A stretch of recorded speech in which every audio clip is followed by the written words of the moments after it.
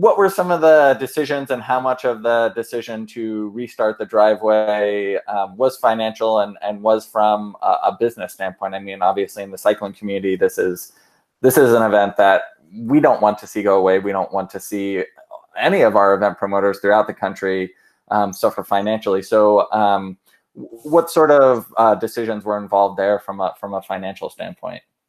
So the decision to reopen is almost entirely financial. I mean, personally, I would rather wait a little longer.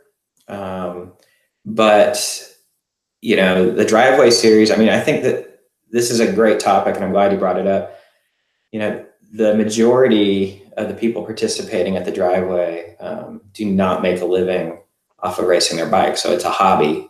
And the thing about hobbies is people are passionate about their hobbies.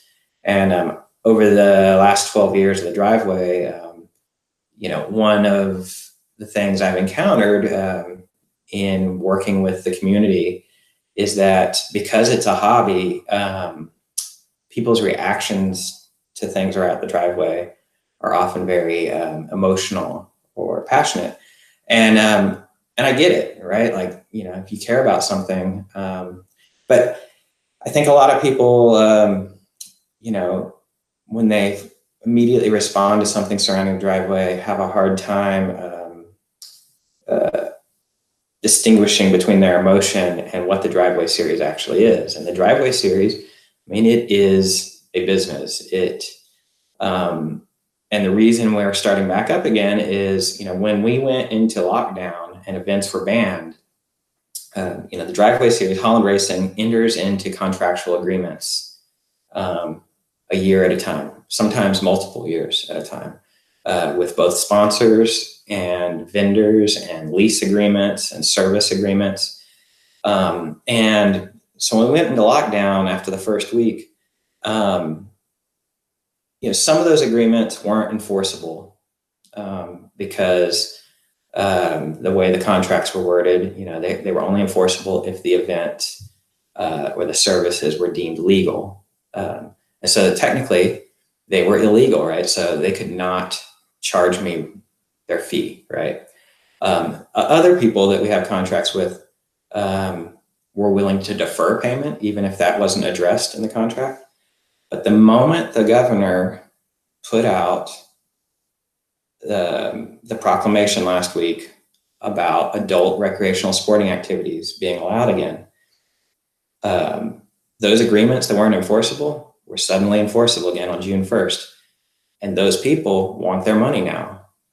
And it's not that the last couple of months are washed off the slate. They want their full amount for the year, starting now, And so really what this is about, the driveway, I mean, Holland Racing is in this horrible position where what we're doing right now, and I will stress this over and over again, if anybody feels uncomfortable coming to the driveway, please don't come.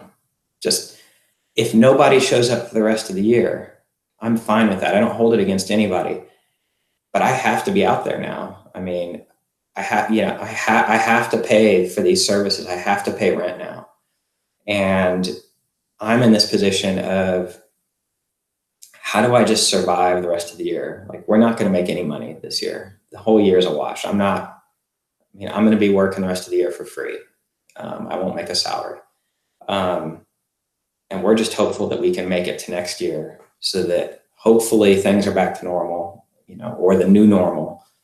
And we can start fresh next year and all. So this is just us doing our best with what I consider a really horrible situation.